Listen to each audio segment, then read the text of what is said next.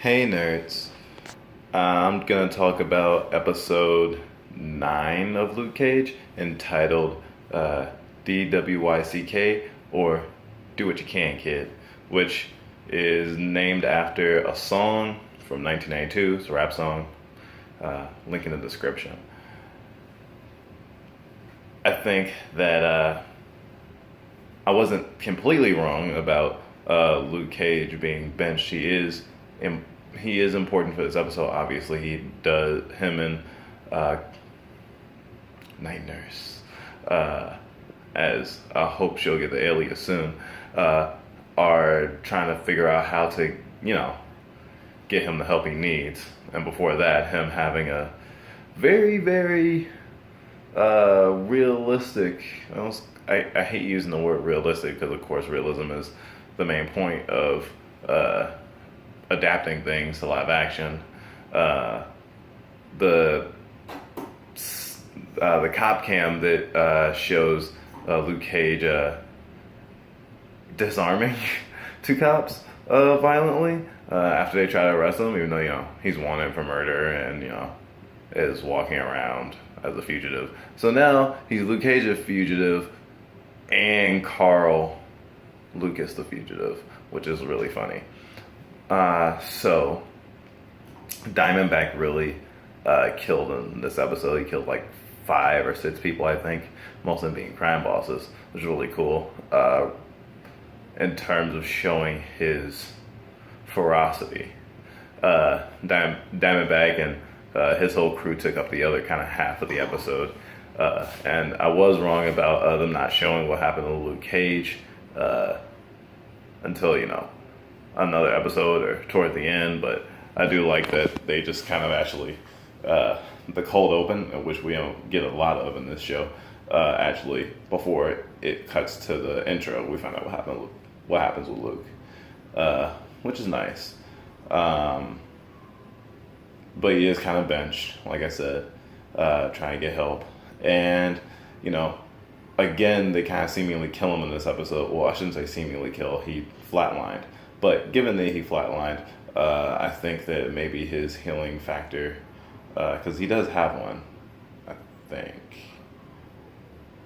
Yeah.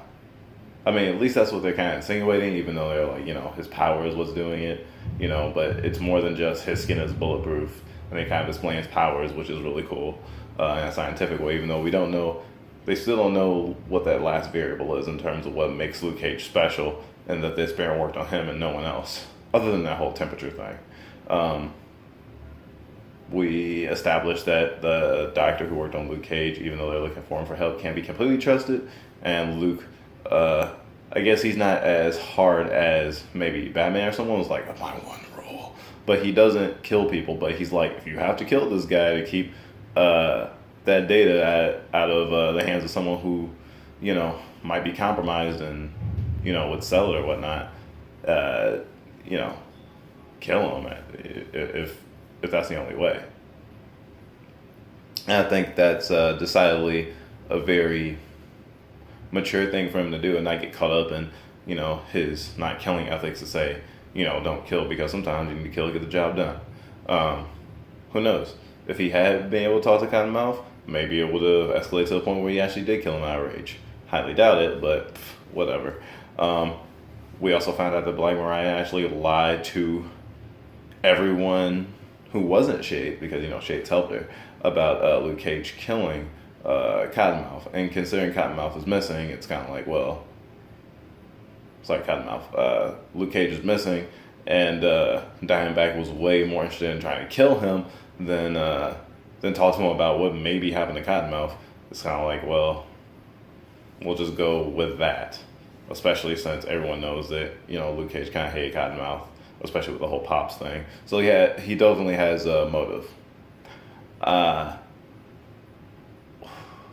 So much to unpack for this episode. Black Mariah gets dragged into the life. She can't escape it. Diamondback's not letting her. We see that Shades might actually be the snake of the show, even though Diamondback called himself a snake about an episode ago. Because Diamondback calls him on, hey, I think you were trying to get Cottonmouth killed for a while now. I'm not cool with that. I want him alive. He was useful to me, at the very least. He did call Cottonmouth a friend, but I'm kind of like, eh. Although he did define his terms of friendship as less than endearing. However few friends he says he has. I do wonder if he has other connections. Mm-hmm. Like the blacksmith. Anyway, don't think Luke is dead. Obviously, it's a show. I think he'll come back to life. I think there'll be some drama with the doctor, but I don't think he's evil. Who's on the Deadpool right now? Domingo got spared, so I don't think they'd spare him and immediately kill him. I think my money's still on Shades. He's at the top of my list right now. Misty's story arc is decidedly dark, and she got her badge back, so no vigilanteing for her. And it's like, hey, bring in Luke Cage, and of course she's gonna try, and hopefully she gets caught up in realizing that he really didn't do it, and actually ends up helping instead of being like a half villain, or something to say villain. I would say an adversary, because Luke really doesn't need more problems, because as soon as he's back in commission, he still probably won't be able to directly deal. Probably he won't. I mean, with Diamondback with those bullets and Black Mariah urging him to sell those bullets to local law enforcement, I'm pretty sure Luke's days could be numbered in the streets if something doesn't jump on top of all this. And actually, they've expanded the threat kind of, because if he doesn't neutralize this, then superheroes in general, I mean, it won't work on the Hulk, but almost anyone else it might work on. I mean, space bullets. Shit, it might even be able to rip through Iron Man's suit. Probably does. So that'd be dangerous. We don't want even more dangerous weapons on the streets, right? But I couldn't help thinking about the Chris Rock joke. I had mentioned this a few episodes ago, but when they showed Cottonmouth, or when Shay showed Cottonmouth the price per bullet, he was like, damn. If you don't know the Chris Rock joke I'm referring to, he's like, basically, street violence or just people getting shot would go down to record lows if, you had guns be cheap, but you had bullets be super, super expensive. And people would in society would have the view of, damn, a person went and shot this person? Oh, fuck. They must have did something really bad, because they spent a lot of money just to shoot this person. Oh man, they reeled this person with bullets? Man, they must have saved up for that their entire lives. Yeah. Also, I think Night Nurse, or Claire, is probably gonna maybe be in a relationship with Luke. She's like really there for him and stuff. And they had that moment with the hand holding, even though obviously he's a friend, she cares about him, and he might be dead permanently, but not. But she doesn't know that.